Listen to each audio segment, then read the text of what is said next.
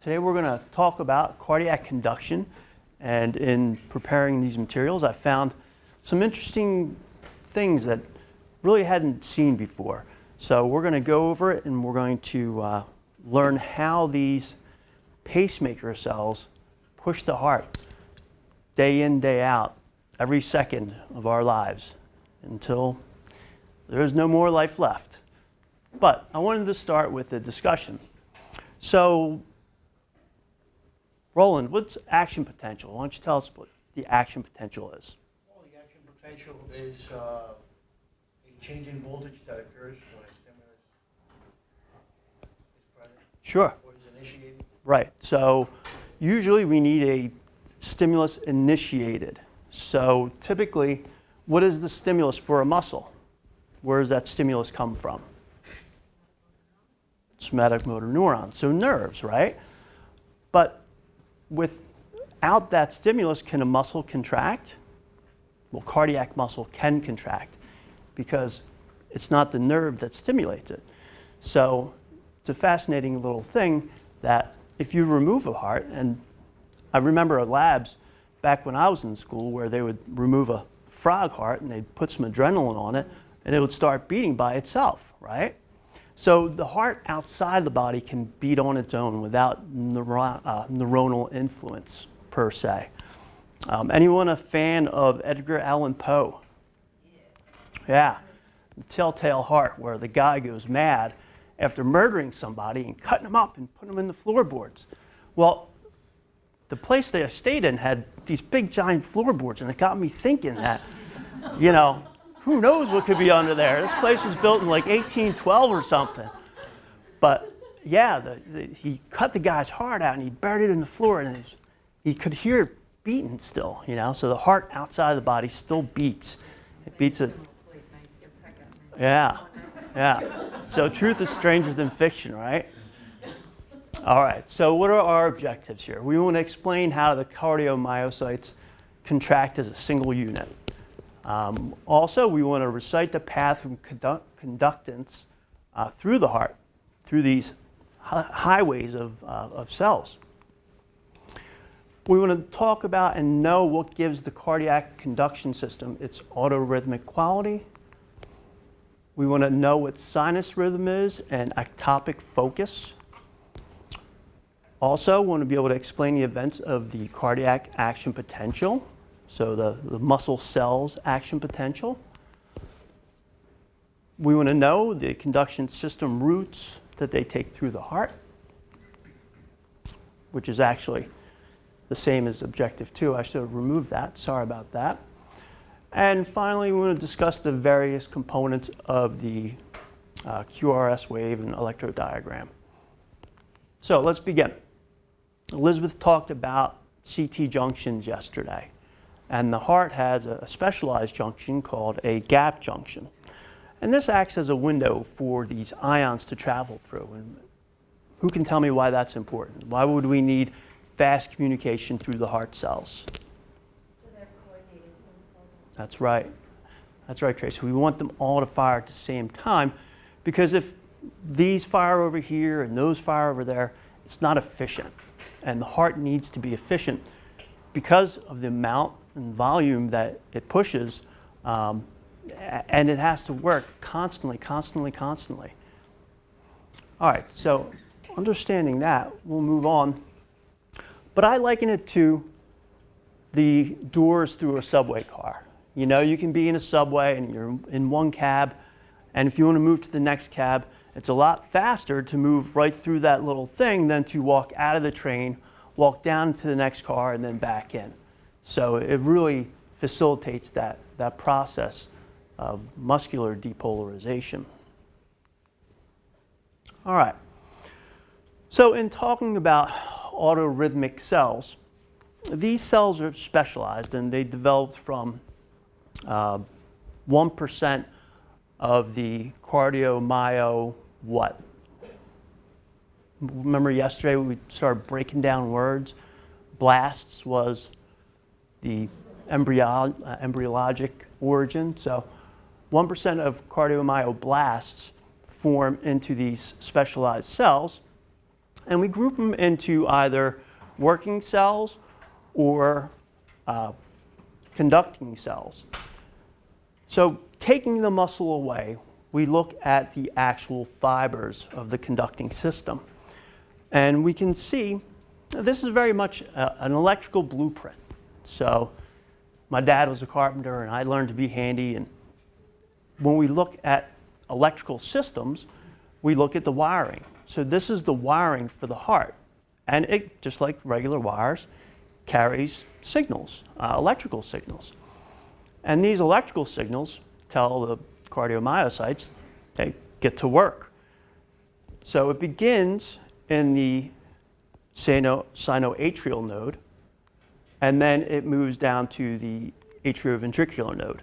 And the way I remember that is SAV, S-A-A-V. So the savvy AP student will know which way that conducts. But you can note here that these fibers here are a little thinner than these large nodes. And what that does is it causes a bit of a slowdown. And that is a built-in delay, and it's a purposeful built-in delay. Anyone tell me why we would want a delay from the muscles contracting up here and the muscles contracting down here? To give time for the chambers to fill. Yeah, we want to be efficient, so we want to make sure that we get all that blood out.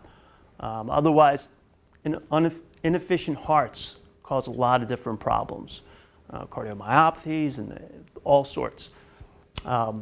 So we need that built-in slowdown, and that is repeated later on in this lecture, that slowdown quality. So, in looking at this, we're going to go from the sinoatrial node. At the same time as we're conducting towards the atrioventricular node, we also send a branch out here. And you don't really need to know Bachman's bundle, but when I was looking at this initially, I'm like, well, what about this atria? What's going to serve that atria? So Bachman's bundle goes over to that atria.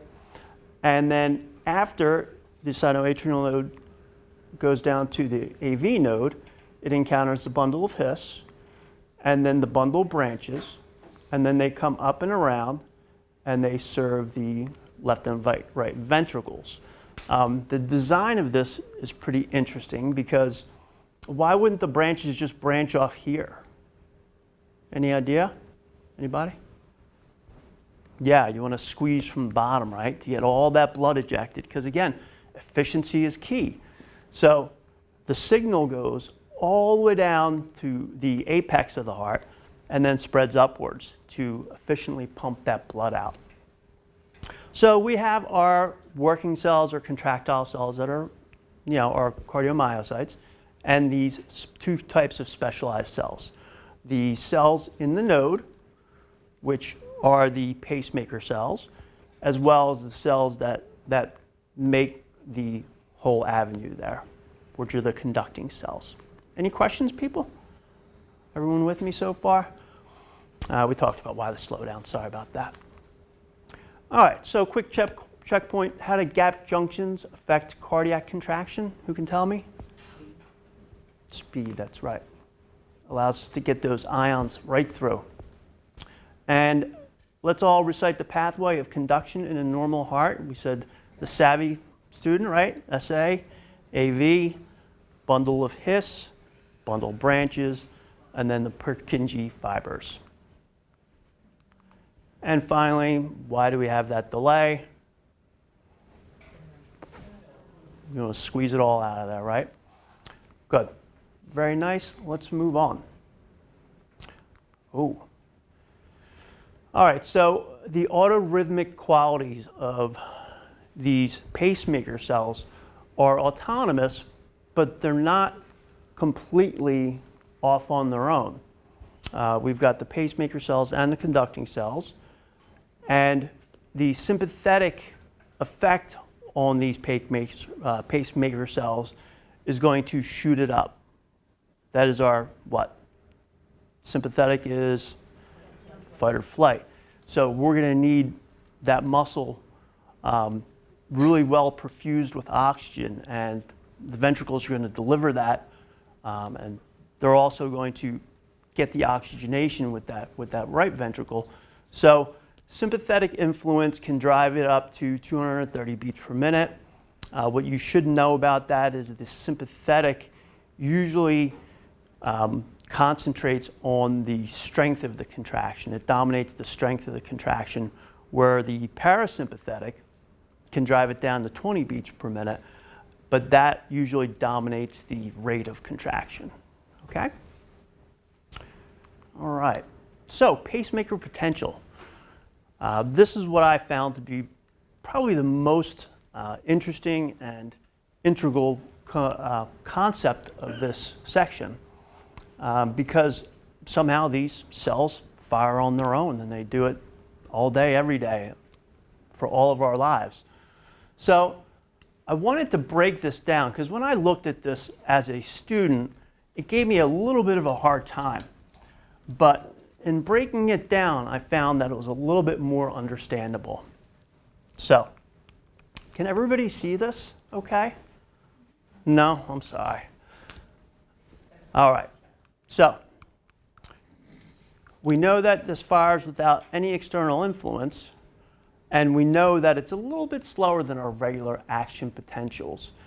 So our normal action potential is going to be, 1 millisecond for a nerve action potential, about 3 milliseconds for a muscle action potential, but a cardiac muscle action potential is 200 to 300 milliseconds. So it's like about 0.8 of a second for one full pacemaker potential to go through its whole circuit. So I've made a little illustration here, and it's a little crude, but I think you might find it useful. And I'm going to break down how this action potential occurs. And typically, if we had a cell, and here's our crude rendition of a cell, if we only had potassium in that cell, and potassium had a charge of what, about -92, then the membrane potential of that cell would be about -92. If we only had calcium, where is calcium at? What's the charge on calcium? 1, 2, 3, right? So if it's positive 123, if we only had that, then the membrane potential would be somewhere up here. Same thing for calcium. I believe that one is 67, positive 67. So as you can see, the membrane potential will be the sum of all of the ions within it, right?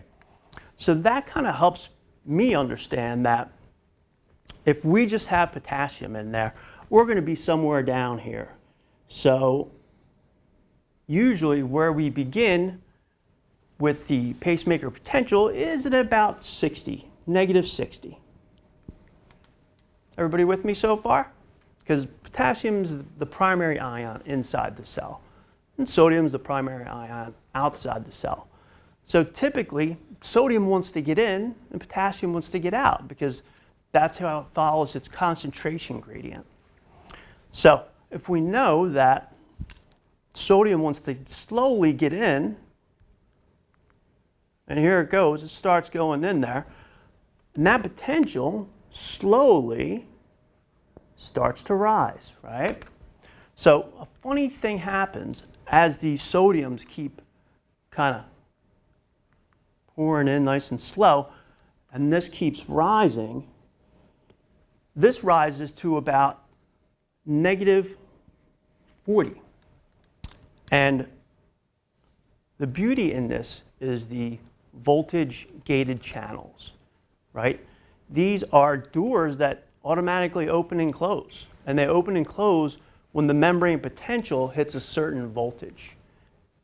And they close, so opening and closing has unique voltages. So for our calcium gates, let's see, there you go, those are calcium gates that we just opened, which open at 40, negative 40. They open and the calcium rushes in. Now we said calcium is at 123. So what is that going to do to the membrane potential? Anybody? It's going to shoot it right up. So here we go. We shoot all the way up to about 0. Here we are at 0. And if I erase these, because I ran out of room here and I don't want to be kneeling on the ground to write, right at about 0, the next step happens. So we said these are voltage-gated channels. Well, what's the voltage-gated channel for potassium? Well, that's about 0. That's when they decide, hey, we got to open. So as the potassium channels open, all the potassium rushes out. And then what happens? What will we see when all those more negative ions rush out? That membrane potential drops back down again. And at about 60, those potassium channels close. So that's how, and this here would be your pacemaker potential, which is a process that, just through gated channels allows our heart to beat automatically by itself, day in, day out, every second of our lives. All right, this is a relatively complex topic. Does anyone have questions? No. Good. Then let's move on. So, in keeping with the theme of cartoon movies, we've got the different nodes here that we talked about, right? We go from SA to AV. And the cool thing about the nodes is that they have to basically decide who's in charge, who's going to lead the way, right? So is anyone here a race fan? Neither am I.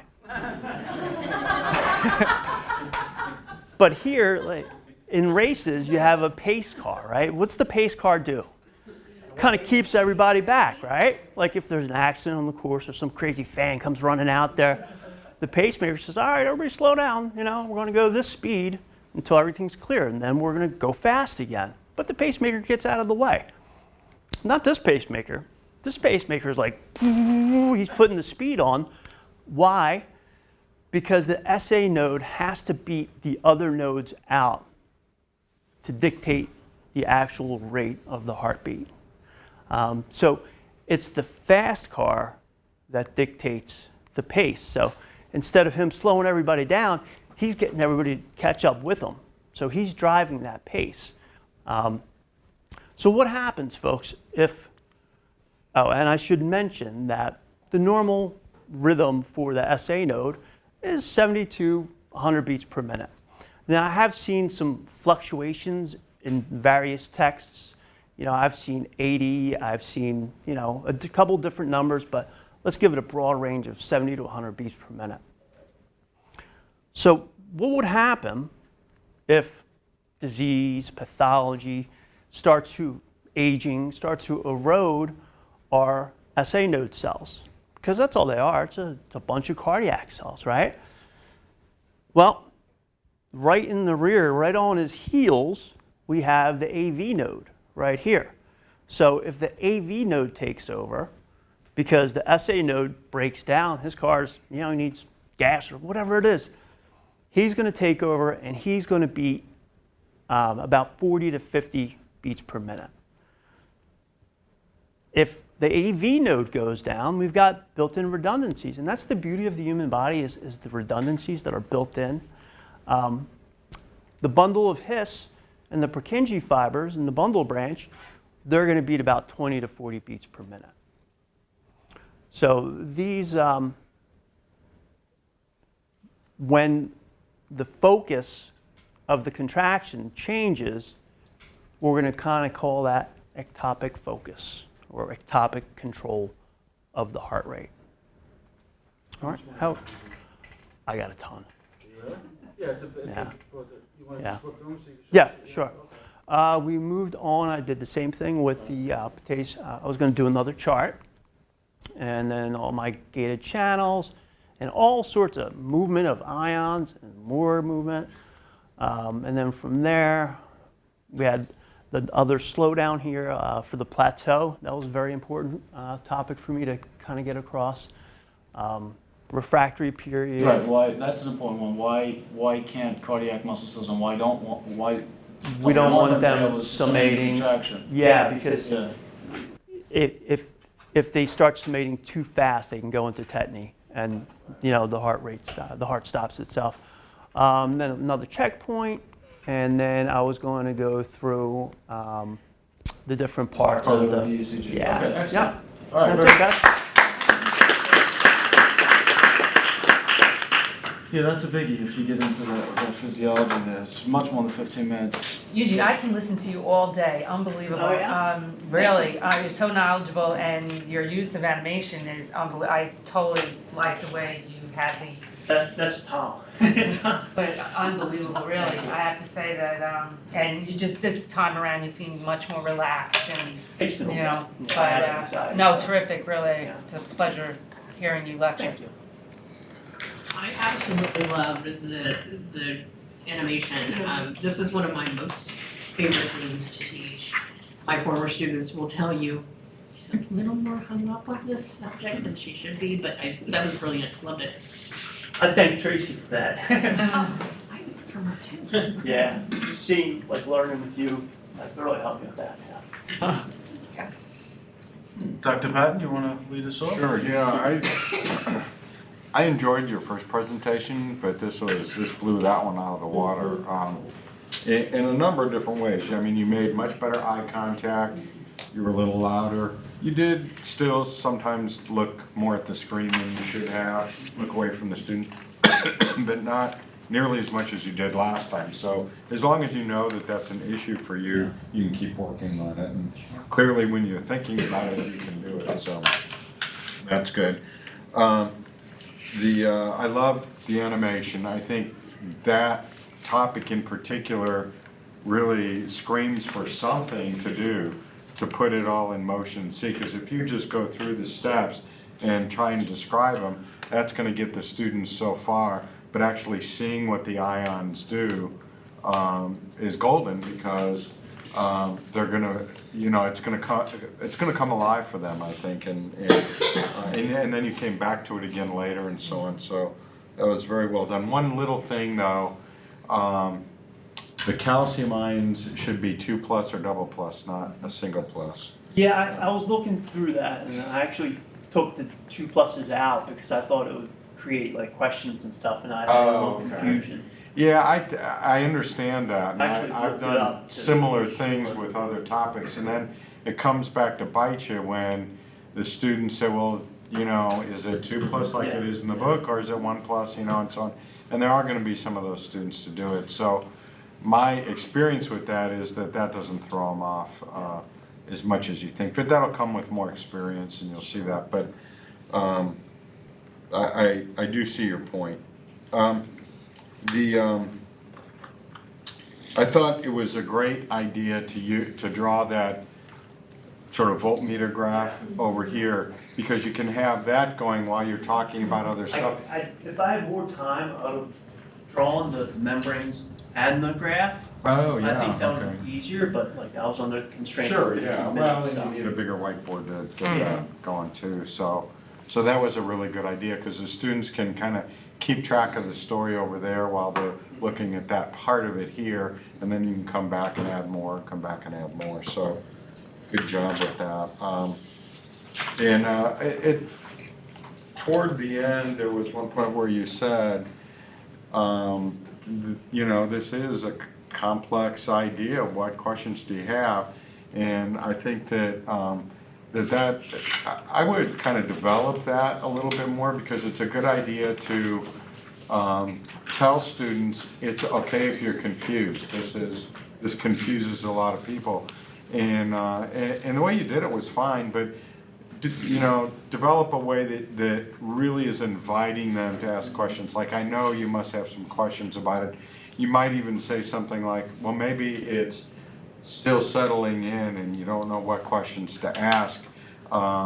let me just hit the high points again, or something like that, or if a question comes up later that, occurs to you, don't hesitate to ask it, because I'll be asking for questions again in a few minutes. So letting students know that it's okay to be confused is good, because then they're much more willing to say, what's this about the calcium ion thing? It should be double plus. And they can say, oh yeah, I was just trying to simplify. That's not an issue. Any other questions, so. Okay, and the pacemaker analogy was wonderful, the racing analogy, so good job. Dr. Bell? I liked your intro. That's nice that it engages and gets people, even if they didn't know the book, Yeah. your description helped bring people in and have interest in that, because it was sometimes something extreme gets their attention, okay? And cutting someone up and the heart still beating, that's extreme, So it draws them in, okay? Also, there were a couple times where you said, oh, that shouldn't be that way, and you just said the way it should be, and you just moved on.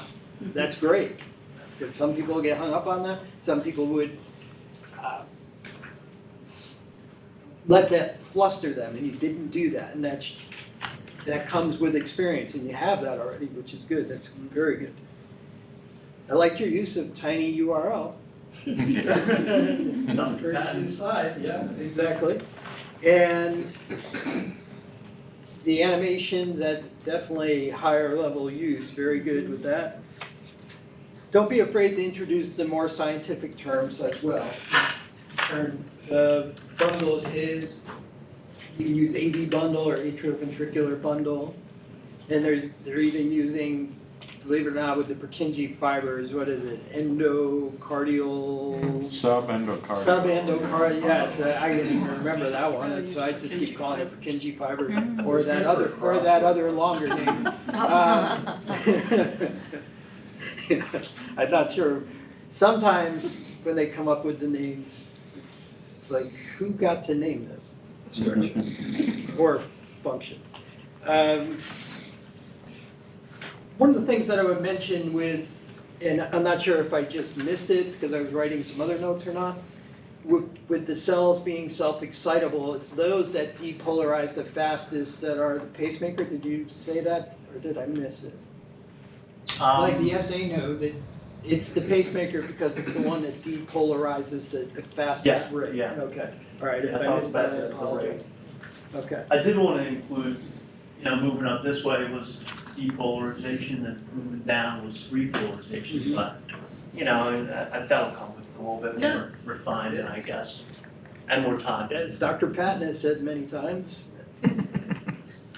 It's, like, we never give the same lecture twice. yeah, Yeah, we're refining and we'll present something slightly differently, and a student will ask a question, and it'll lead us to describe it in even a different way, in a way we may have never described it before. And that can help students, so understand, it's a journey. It's not a destination, right? We're like wine, right? We get better with age. Yeah. Yes. Let's see. Yeah, this is an interesting topic, and can be complex, and you're well on your way at helping students understand what's going on. Absolutely. excited to do so. You guys literally took all my points. See, I did take note that you did a much better job with the eye contact, but again, like Kevin said, keep working on that. And the animations and everything else, I was going to mention the AV bundle for bundle of hiss, make sure you throw that in there. And then two things I really liked was the fact that you used the recall and the refresher to lead into this. I always do that verbally, but I like the fact that you had it on the first slide there before you even got into your objectives. I took note of that. And then my favorite animation was the early in the presentation where you had the heart, and then you had the overlay of the conduction system. You remove the heart. Yeah. I kind of know that the student had perspective and then Absolutely, yeah, just yeah. that, Yeah, that was my favorite one, and all the animations were good, though, so Yeah. really good.